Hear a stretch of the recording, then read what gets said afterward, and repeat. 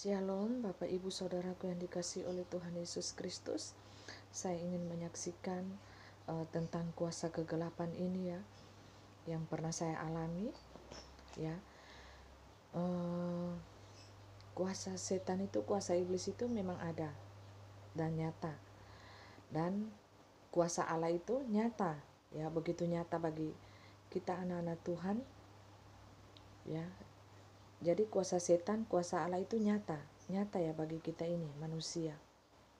Bapak Ibu Saudaraku yang dikasihi Tuhan, saya ingin menyaksikan ketika sewaktu saya masih gadis ya. Saya itu boleh dikatakan orang dunia nyata itu mengatakan bahwa saya ini kena santet ya, kena ilmu hitam, kena santet. Bapak Ibu Saudaraku yang dikasihi Tuhan, perjalanan hidup saya ini memang unik ya dan nyata saya alami. Tetapi jikalau saya merenungkan satu tarik kehidupan ini, tarikan nafas kehidupan ini, saya di detik ini saya berkata saya sungguh bersyukur kepada Tuhan karena saya masih hidup, saya bisa menyaksikan ini, bisa membagikan kisah kehidupan saya ini kepada kita sekalian, supaya menjadi berkat dan bisa memberkati kita sekalian, supaya iman kita semakin bertumbuh di dalam Tuhan dan pengharapan kita semakin kuat di dalam Tuhan. Bapak Ibu Saudaraku yang dikasihi Tuhan, ketika saya masih gadis itu ya, memang saya akui bahwa dari kaum Adam ini ya, kaum laki-laki ini, laki-laki ya, boleh dikatakan banyak yang naksir kepada saya Bapak Ibu ya, mereka mengejar-mengejar saya ya. Tetapi saya dulu itu fokus belajar, dan saya ini pemalu ya, saya ini pemalu dan pendiam ya, saya pemalu dan pendiam. Jadi kalau ada mereka kirim surat atau apa, saya menangis ya. Padahal mereka mengirim surat cinta, saya menangis menerima surat itu karena saya takut ya. Dulu saya itu kurang gaul ya, pendiam ya, dan pemalu. Tetapi Tuhan itu memproses saya sehingga saya itu sekarang itu berbeda jauh ya. Sekarang itu saya terbuka, tidak pendiam, tidak pemalu, saya terbuka pribadi saya. Itulah melalui proses Tuhan saya tidak malu, dan saya sekarang ini hobi bersaksi, menceritakan kasih Tuhan ya. Dulu saya itu pendiam ya, kalau orang bicara keras itu saya malu ya, saya malu mendengar orang bicara keras atau apa, saya tidak bisa dengar ya, telinga saya ini, apalagi kalau dibentak atau apa, saya langsung menangis. Saya tidak bisa keras ya, dulu ya tidak bisa ya. Mungkin sekarang juga kalau saya mendengar ada yang bicara keras atau apa, sakit ya telinga saya. Tapi Bapak Ibu Saudaraku yang dikasihi Tuhan, saya ingin menyaksikan bahwa kuasa Tuhan itu di atas segala-galanya. Saya waktu masih gadis itu ya, umur belasan tahun itu, saya kena santet ya, kena ilmu hitam. Tubuh saya ini dirasuk setan ya. Itu saya berpikir, padahal saya ini hanya beriman kepada Tuhan Yesus Kristus, hanya percaya kepada Tuhan Yesus Kristus dari sekolah minggu. Tapi mengapa saya ini dirasuk setan, maksudnya kena santet ya. Menurut pengetahuan saya ya, yang saya pelajari ya di teologi ini, bahwa orang yang bisa dirasuk setan itu adalah orang-orang yang tidak sungguh-sungguh percaya kepada Tuhan Yesus ya, masih setengah-setengah lah, makanya bisa kena santet. Tetapi saya pada waktu itu masih gadis itu, saya percaya Tuhan Yesus betul-betul ya Bapak Ibu. Apakah ini jalan kehidupan yang saya harus lalui, proses daripada Tuhan? Yaitu hanya Tuhan yang tahu ya, kedaulatan Tuhan dan kuasa Tuhan yang tahu. Tetapi satu hal, waktu saya menjalani masa remaja saya, masa gadis saya itu, saya jalani itu penuh dengan penderitaan ya. Ternyata ada maksud Tuhan di balik itu semuanya ya, supaya apa? Saya bisa masuk ke dimensi barunya Tuhan. Saya bisa menikmati hadirat Tuhan. Saya menjadi pribadi yang baru di dalam Tuhan.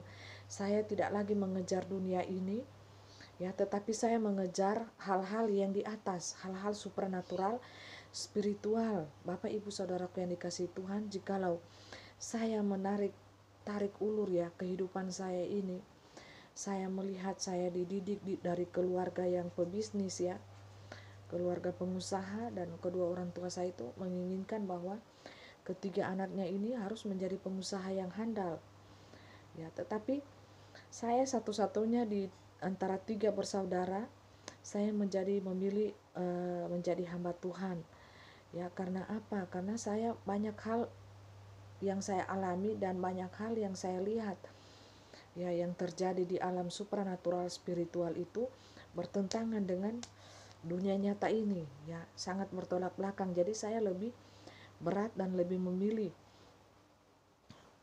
menekuni dunia supranatural spiritual itu daripada saya menjadi seorang pebisnis ya, seperti kedua saudara dan saudari saya ya, yang sekarang ini mereka menjadi pebisnis handal ya Bapak Ibu, bergerak di bidang properti. Tetapi saya seorang diri menjadi hamba Tuhan, dan saya tidak mau menjadi hamba Tuhan yang asal-asalan ya. Saya mau menjadi hamba Tuhan yang handal ya, excellent, uh, yang indah, yang bagus, dan terbukti nyata menjadi prajurit Tuhan yang excellent di mata Tuhan ya, bukan di mata manusia. Saya sama sekali tidak pernah mengejar pujian dari manusia Bapak Ibu. Saya tidak mau penilaian dari manusia. Mau manusia itu menilai saya begini, mau mereka menilai saya ini baik atau jahat, itu tergantung pandangan mata mereka ya. Apakah mereka menjadi seperti makhluk lalat atau lebah, madu dan busuk, itu tergantung dari mereka masing-masing menilai saya. Apakah saya ini juga baik atau jahat atau buruknya saya, itu tergantung di mata penilaian Allah, karena saya mengejar penilaian Allah Bapak Ibu. Saya tidak pernah mengejar penilaian manusia. Problem manusia itu mencat saya, memang ada sedikit kekecewaan hati, tetapi dari hari ke hari Tuhan itu memproses saya bahwa kamu itu anakku, kamu adalah saksiku ya. Jangan mengejar apa penilaian manusia, tetapi kejarlah apa penilaian daripada aku, dari Allah. Jadi saya itu menjadi hamba Yesus Kristus. Jadi kalau saya menjadi hamba Yesus Kristus, saya harus mendengar suara Tuhan Yesus Kristus, bukan suara manusia, tetapi suara Tuhan Yesus Kristus. Apa yang saya dengar, apa yang saya lihat, saya lempar itu ke dunia nyata. Mau tanggapan dunia nyata itu seperti apa terhadap saya, mau mereka menyerang saya, menyoroti saya dari berbagai sisi, silakan, terbuka untuk kita semua ya, sebagai manusia yang berdosa, yang penuh dosa di hadapan Tuhan, itu terbuka. Karena kehidupan kita terbuka di hadapan Allah. Bapak Ibu Saudaraku yang dikasihi Tuhan, pada masa muda saya, masa gadis saya itu, saya bersyukur sekali dengan berbagai macam penderitaan yang saya alami Bapak Ibu. Jikalau saya tidak diproses Tuhan dari masa muda itu, mungkin saya akan jatuh dalam berbagai hal macam dosa Bapak Ibu. Karena apa? Karena banyak sekali kaum Adam ini ya yang mengejar saya baik itu secara langsung, melalui surat, SMS, banyak sekali ya. Baru yang datang itu ya yang super ganteng ya, yang datang kepada saya itu, baik itu dari berbagai macam-macam ya instansi ya, yang mereka sudah punya pekerjaan ya. Kalau dilihat secara dunia nyata itu sungguh menjanjikan ya pekerjaan mereka, tetapi saya menolak mereka dengan halus. Saya mengatakan bahwa saya ini masih sekolah, saya masih mengejar cita-cita saya, masih banyak yang saya ingin kejar. Nah, jadi pada masa muda saya itu, sebelum saya mengambil keputusan menjadi hamba Tuhan, Bapak Ibu Saudaraku yang dikasihi Tuhan, saya kena santet Bapak Ibu, kena ilmu hitam itu ya, diproses Tuhan. Tubuh saya ini dirasuk oleh setan, dipakai setan. Saya kena santet, dikatakan bahwa saya ini kena santet ilmu hitam, yaitu muka saya itu berubah jadi nenek tua, dan rambut saya ini mengembang ya, jadi rambut putih dan penuh bisul-bisul di muka saya. Itu bukan saya lagi ya, saya lihat di cermin itu bukan saya lagi, tetapi ada sosok pribadi yang lain, setan ya. Dan saya tidak terima dengan keberadaan diri saya ini yang berganti begitu cepat rupa ya, seperti nenek tua. Dan setiap kali saya melihat cermin itu, saya akan memukul cermin itu dengan telapak tangan saya ini, dan saya katakan, ini bukan saya, Tuhan Yesus tolong kembalikan muka saya, ini bukan saya lagi. Nah Bapak Ibu Saudaraku yang dikasihi Tuhan, pada saat itu saya bisa membengkokkan besi ya yang begini besar ya. Saya naik itu eh, di atas plafon dalam hitungan detik, dan saya bisa naik di atas pohon jeruk itu. Pohon jeruk itu banyak duri-durinya ya. Itu masih gadis. Saya naik itu Bapak Ibu. Tidak ada sedikit pun di badan saya ini luka.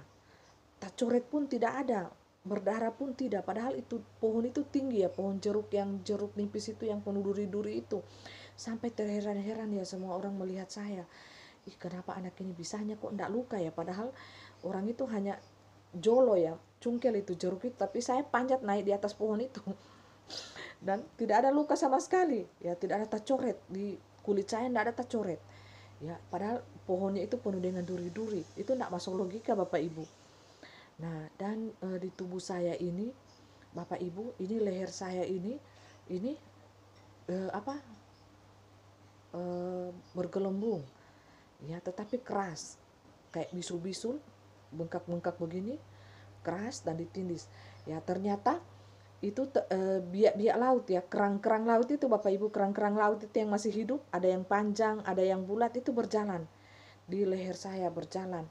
Dan pada saat dikeluarkan itu di tangan orang pintar itu, ini bocor ya, leher saya ini bocor, dan saya diberikan cermin karena darah itu tersembur ya dari sini. Dan kerang-kerang laut itu ada piring putih ya, ditaruh air dan ditaruh garam, dan kerang-kerang putih itu satu-satu mereka berjejer keluar di atas piring itu ya, di atas piring itu mereka berjalan. Dan saya lihat begini, nyata Bapak Ibu, itu bukan rekayasa, bukan hoaks ya, tetapi itu yang saya alami nyata Bapak Ibu. Jadi kuasa kegelapan setan itu nyata ada, dan benar-benar nyata. Ilmu hitam santet itu ada ya.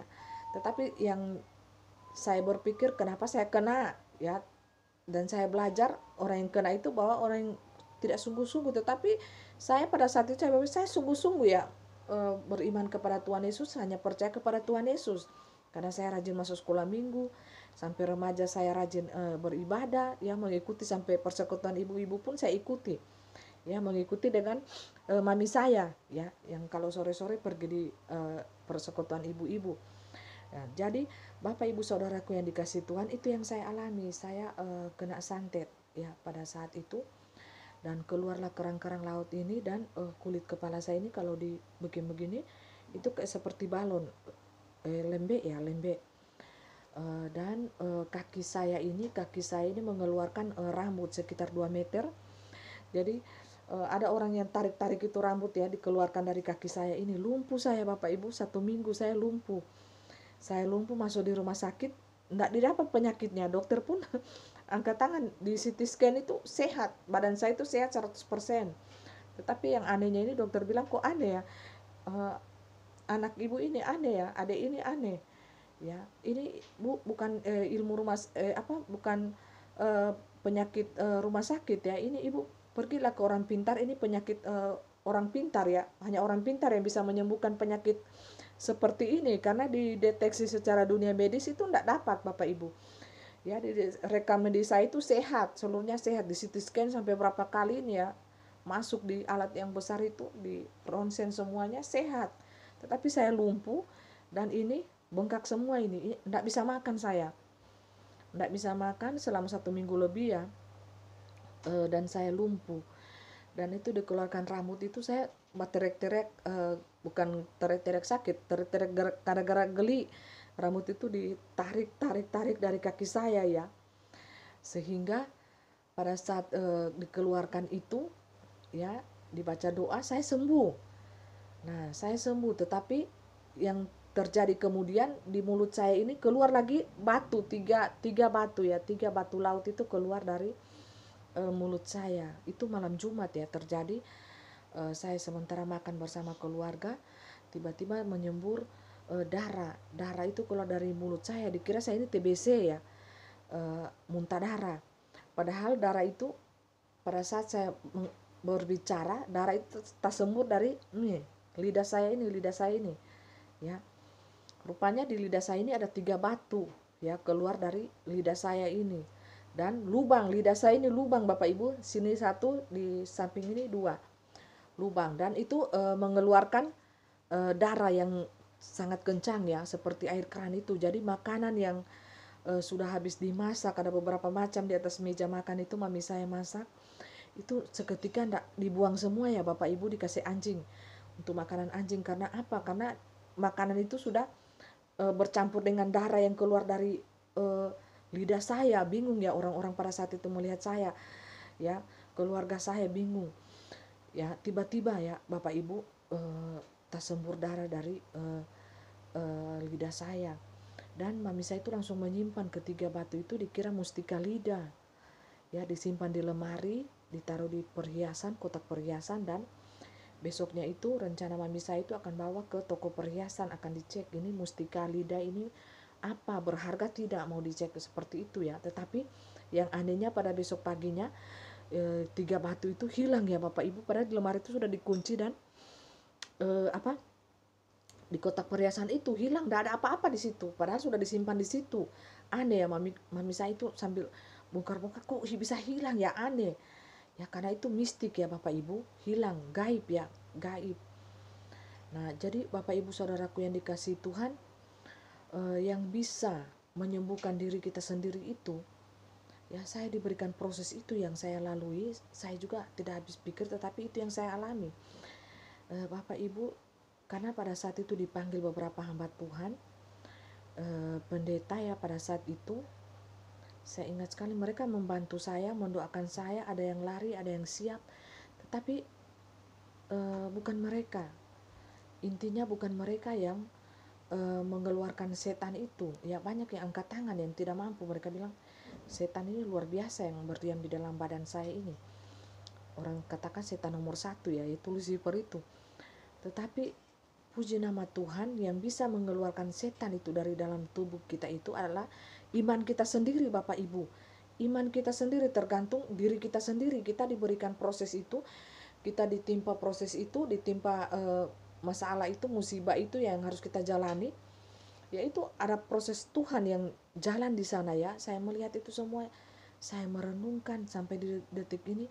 Saya berkata itu proses Tuhan yang Tuhan izinkan, yang bisa terjadi, yang bisa saya alami ya di dalam kehidupan saya. Dan yang bisa mengeluarkan kuasa setan, kuasa iblis itu bukan orang lain, tetapi iman kita sendiri yang berbicara, yang mengeluarkan setan itu dari dalam tubuh kita sendiri.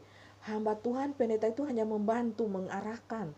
Tetapi jikalaupun hamba Tuhan pendeta itu tidak mampu ya, mereka tidak memiliki persiapan yang khusus untuk mengeluarkan setan itu di dalam diri seseorang, maka mereka akan kalah dan lari, angkat tangan. Tetapi apabila hamba Tuhan itu mampu, sanggup mengeluarkan itu, berpuasa, maka akan terjadi adu kuasa ya, seperti yang saya lakukan selama ini. Saya pelayanan mengusir setan itu, saya harus berpuasa berhari-hari. Karena apa? Karena kita ini lemah secara manusia. Kita meminta kuasa Allah itu full di dalam pribadi kita untuk melawan kuasa setan itu, Lucifer itu ya, kuasa iblis itu. Maka akan terjadi begini, adu kuasa, dua kuasa ini ya. Maka orang akan melihat, pada saat itu akan terkagum-kagum melihat dua kuasa ini yang akan beradu ya pada saat itu. Dan kalau saya mengusir setan itu, orang tidak akan lagi mengenali pribadi saya. Mereka katakan semua bahwa bukan saya lagi yang berkata-kata pada saat itu, tetapi seperti Tuhan Yesus yang sudah berkata-kata, mengambil alih, hanya memakai tubuh saya ini Bapak Ibu. Jadi suara saya itu akan berubah ya, kata-kata saya juga akan berubah. Firman Tuhan, saya ini seringkali lupa ayat dan firman Tuhan itu, tetapi kalau pada saat roh Tuhan itu datang, itu akan berbicara, semuanya akan berbicara dan menyingkapkan segala sesuatu. Dan roh Tuhan itu yang akan berperang dengan setan itu sendiri, yang akan keluar lah Bapak Ibu, dari tubuh saya ini akan keluar. Dan itu spektakuler ya, orang-orang akan berkata, wah luar biasa kuasa Tuhan ini. Dan mereka melihat, dan setiap setan itu akan bertekuk lutut di bawah nama itu, nama yang maha kudus itu, kuasa Allah yang maha kudus, Tuhan Yesus Kristus itu sendiri. Bapak Ibu saudaraku yang dikasihi Tuhan, jadi saya ingin menyaksikan bahwa ketika kuasa Allah itu telah mentransformasi dalam kehidupan kita, telah menyatu dengan badan kita ini, dengan hati kita, maka yang akan terjadi adalah kuasa itu akan nyata, akan nampak kepada manusia dunia nyata ini. Mereka akan terkagum-kagum dan melihat bahwa kuasa Allah itu, roh Allah itu sampai sekarang, sampai detik ini masih bekerja dan masih berbicara kepada kita setiap anak-anak Tuhan. Jadi Bapak Ibu Saudaraku yang dikasihi Tuhan, mari kita sebagai anak-anak Tuhan, kita harus mengambil kuasa Allah itu, menyerap, bertransformasi dalam kehidupan kita, sehingga kehidupan kita itu menjadi berkat bagi orang lain, bisa membantu orang lain ya di dalam menghadapi masalah yang sama yang seperti yang saya alami ya. Ini menjadi kesaksian bagi kita semua bahwa jikalau kita ada serangan daripada kuasa iblis itu, kuasa setan itu, kita akan bisa langsung menengking itu melalui iman kita ya, tanpa kita memanggil hamba Tuhan pun ya. Jikalau kita sudah merasa kuat dengan diri kita sendiri, kita memanggil kuasa Allah itu sendiri ya. Apalagi di saat pandemi corona COVID-19 ini ya, kita harus menjaga jarak ya. Kuasa Allah itu 1000% ya nyata ya. Di dalam melawan kuasa iblis itu, dia akan lari terbirit-birit dan meminta belas kasihan. Jangan saya diikat, jangan saya dibakar di neraka. Ampuni saya ya anak Allah, ampuni saya ya anak Allah ya. Seperti itu teriakan daripada setan ini. Jadi Bapak Ibu Saudaraku yang dikasihi Tuhan, mari jangan kita masih menghadapi serangan iblis yang kecil-kecilan saja kita sudah menyerah ya, kita sudah lemas, loyo ya, tidak bergairah lagi. Tetapi mari saya ingin sampaikan kepada kita sekalian, kita harus kuat, tegar ya, berdiri teguh di dalam kebenaran firman Tuhan, karena firman Tuhan itu penuh kuasa, dan kuasa itu nyata, kuasa Allah itu nyata, berbicara dan melindungi, menyertai setiap anak-anak Tuhan sampai di detik ini dan sampai pada kedatangan Tuhan yang kedua kalinya. Jadi Bapak Ibu Saudaraku yang dikasihi Tuhan, saya kena santet ya Bapak Ibu pada masa gadis saya, dan saya bersyukur untuk hal itu. Ya, untuk hal itu saya sangat bersyukur. Karena apa? Karena ya masa gadis itu ya, masa muda itu adalah masa rentan dengan kejatuhan, dengan berbagai macam kejatuhan anak-anak Tuhan ya, manusia, seluruh manusia. Ya, saya melihat bahwa teman-teman saya banyak yang jatuh ya di dalam pergaulan bebas, seks bebas. Ya, saya puji nama Tuhan pada masa itu, walaupun berbagai macam cobaan yang saya alami, ya yang saya derita, ya beberapa kali saya pulang gereja, persekutuan, ya baru di depan gereja ya anak-anak muda itu ya mengejar saya sampai hak tinggi saya itu copot ya. Saya lari sekuat tenaga sampai tembus di rumah ya. Saya juga tidak habis pikir kok bisanya cepat sekali saya tembus di rumah dengan kekuatan ya. Itu tanpa bantuan kuasa Allah supranatural spiritual itu ya. Tapi resikonya kaki saya ini luka-luka ya Bapak Ibu. Pokoknya batu-batu itu saya lari. Banyak sekali ya waktu masa muda itu dikejar-kejar saya ini ya. Saya tidak tahu juga ya, cobaan itu yang saya alami itu bertubi-tubi ya, bertubi-tubi ya dari masa muda saya itu ya, sewaktu saya gadis itu ya. Ada juga kesenangan, kesedihan ataupun yang saya alami ya, jikalau seorang gadis itu memiliki paras yang cantik, yang manis ya, yang banyak disenangi oleh kaum Adam ini ya, banyak juga deritanya, banyak juga sukanya ya. Kalau sukanya itu ya kita tidak pernah diputusin, tetapi kita yang memutuskan cinta mereka itu. Tidak pernah mereka yang putuskan cinta ya, tetapi orang cantik, gadis cantik itu mereka yang memutuskan ya, memilih yang mana mereka suka ya. Itu yang saya alami. Banyak duka citanya, banyak sukacitanya juga ada. Duka cita yaitu kehidupan ya, yang saya jalani. Tetapi saya bersyukur, puji nama Tuhan, di masa muda saya itu saya sudah diproses Tuhan, digodok dengan diperlihatkan ini kuasa setan, ini kuasa Allah. Kamu harus hadapi kuasa setan ini seperti apa, kamu harus mempergunakan kuasa Allah itu seperti bagaimana dan bagaimana caranya ya. Saya itu proses Tuhan itu, di godok Tuhan itu semasa masih gadis itu ya. Saya sangat bersyukur kepada Tuhan untuk hal itu, dan saya bisa menahan atau menengking berbagai masalah di dalam kehidupan ini yang terjadi, terkhusus dalam kehidupan pribadi saya, perjalanan pelayanan saya, baik itu masalah berat, kecil, ringan, sedang, saya serahkan kepada Tuhan. Dan tangan Tuhan itu, kuasa Tuhan itu senantiasa memelihara saya sampai di detik ini. Dan saya bersyukur untuk keluarga saya, anak-anak saya, suami saya. Ya, saya bersyukur karena kami masih bersama-sama bersatu hati sampai pada saat ini membesarkan anak-anak kami, ya, yang sudah menganjak remaja. Kami bersatu hati bergandeng tangan, apalagi di masa pandemi ini ya, walaupun susah, ya, sedih bersama-sama kami bergandeng tangan di dalam doa, pengharapan, ketekunan iman kami. Kami bergandeng tangan, kami berdoa, menyembah Tuhan, bersyukur kepada Tuhan karena kami masih hidup sampai di detik ini. Dan suami saya akan menyelesaikan studinya S2 ya pada tahun ini. Kami bergandeng tangan, kami persekutuan doa terus di dalam keluarga kecil kami ini ya, setiap malam.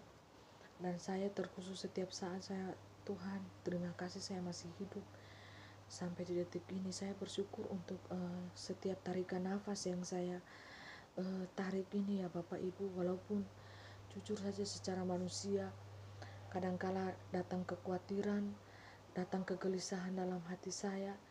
Itu kalau saya berpaling ya, fokus saya ini saya berpaling ke dunia nyata, maka yang akan saya alami, yang saya hadapi itu kekecewaan, kekhawatiran, hal-hal yang membuat hati ini menjadi drop ya. Saya itu kalau fokus saya beralih pandangan saya.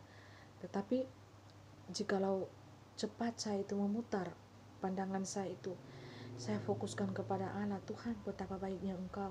Tuhan, terima kasih Tuhan, Engkau telah memproses saya sampai detik ini. Tuhan, terima kasih saya masih hidup.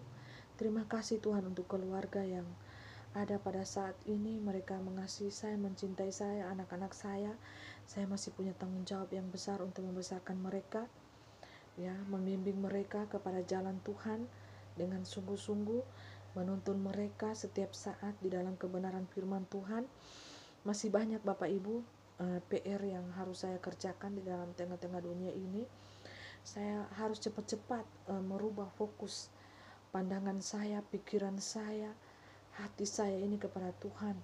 Saya ogah ya, kayak malas kalau saya mengambil pandangan saya fokus di dunia nyata ini, maka saya akan dapatkan hal-hal yang mengecewakan, menyakitkan, hal-hal yang memberatkan, terasa berat ya beban ini. Tetapi kalau saya cepat merubah fokus saya, pikiran saya, semuanya saya fokus, saya ambil Tuhan, ambil alih pikiran saya, ambil alih hati saya. Tuhan, jangan sampai pikiran dan hati saya ini berfokus kepada dunia nyata ini. Karena apa? Telah beberapa kali hal-hal yang luar biasa Engkau nyatakan kepada saya, hal-hal yang tidak masuk di logika saya, di logika manusia pada umumnya. Itu yang Engkau nyatakan kepada saya, hamba-Mu ini. Tuhan, tolong saya ambil alih semua pikiran saya, hati saya, perasaan saya, pokoknya segala sesuatu yang ada berhubungan dengan tubuh saya ini. Tuhan, ambil alih segalanya, sehingga apa?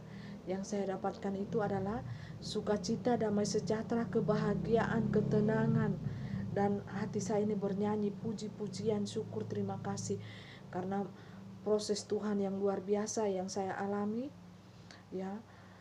Masalah demi masalah, cobaan demi cobaan yang saya alami ya, jatuh bangun saya di dalam melayani Tuhan, perjalanan mengiring Tuhan ya. Hanya Tuhan yang tahu air mata saya dan segala penderitaan saya, hanya Tuhan yang tahu betapa luar biasanya Tuhan itu memproses saya. Dan saya menjalani kehidupan ini supaya apa? Yang Tuhan inginkan adalah supaya saya keluar menjadi pemenang tunggal Bapak Ibu, untuk diri saya loh. Menjadi pemenang tunggal, saya mengalahkan segala keinginan saya, segala ego saya, segala hawa nafsu saya, segala keinginan-keinginan daging ini yang bertentangan dengan kebenaran firman Tuhan. dengan kehendak Tuhan, saya harus menjadi pemenang tunggal atas segala sesuatu itu. Saya harus menang. Dan jikalau saya menang, ada bonus, ada hadiah yang Tuhan siapkan bagi saya Bapak Ibu, yaitu damai surgawi, sukacita, ya, dan saya bisa melihat karunia-karunia Tuhan yang Tuhan anugerahkan dalam diri saya, ya, dan saya bisa memberkati banyak orang, bisa membantu banyak orang, bisa menolong banyak orang. Bapak Ibu Saudaraku yang dikasihi Tuhan, itulah yang saya ingin membagikan kepada kita. Jikalau kita kena santet ilmu hitam, ada yang berkonsultasi kepada saya juga beberapa, ya, saya hanya mengatakan bahwa dari diri kita, iman kita sendiri itu yang akan mengusir setan itu, mengalahkan kuasa kegelapan itu. Hamba Tuhan pendeta hanya membantu, mengarahkan, tetapi yang mengusir setan itu, yang memberikan kekuatan, semangat yang baru itu adalah dari diri kita sendiri, pribadi kita sendiri, iman kita yang akan berbicara. Ya, apakah kita betul-betul percaya kepada kuasa Tuhan, ataukah kita hanya setengah-setengah, ya, ataukah kita percaya kepada kuasa setan sepenuhnya dalam kehidupan kita, mengambil alih, ya, sehingga apa? Sehingga kita menjalani kehidupan ini dengan mengandalkan kedagingan kita, bukan keinginan roh Allah itu. Ya, mari Bapak Ibu Saudaraku yang dikasihi Tuhan, jikalau kita anak-anak Tuhan mengalami hal yang sama seperti yang saya alami, mari kita datang kepada Tuhan sungguh-sungguh, karena apa? Kuasa Allah itu akan tabrak ya dengan kuasa kegelapan itu, kuasa setan itu, maka dia akan lari terbirit-birit. Dan setiap hari kita menyucikan diri kita, hati kita, kita mengundang roh Allah, kuasa Allah itu, Roh Kudus, roh kebenaran itu mengurapi hati kita, menaungi hati kita, dan dia berdiam di dalam hati kita dan mengontrol kehidupan kita semuanya. Jadi Bapak Ibu, yang mengusir setan itu adalah diri kita sendiri, yang membentengi kuasa setan itu adalah diri kita sendiri, yaitu hati kita dan iman kita. Dan yang bisa mengeluarkan setan itu dari dalam diri kita adalah diri kita sendiri juga, yaitu melalui iman kita. Kita mempergunakan kuasa Allah itu di dalam kehidupan kita sendiri. Sebagai anak-anak Tuhan, kita harus mempergunakan kuasa Allah itu. Jangan, Allah sudah memberikan kepada kita kuasa, karunia, kita hanya menyimpannya itu, kita tidak tahu mempergunakan kuasa Allah itu. Padahal kuasa Allah itu sungguh dahsyat di dalam kehidupan kita. Kita dijadikan orang yang berani, menyaksikan kebaikan Tuhan, menyaksikan kuasa Allah itu, ya. Itu semuanya dorongan Roh Kudus, dorongan kuasa Allah itu yang ada di dalam roh kita, hati kita, ya.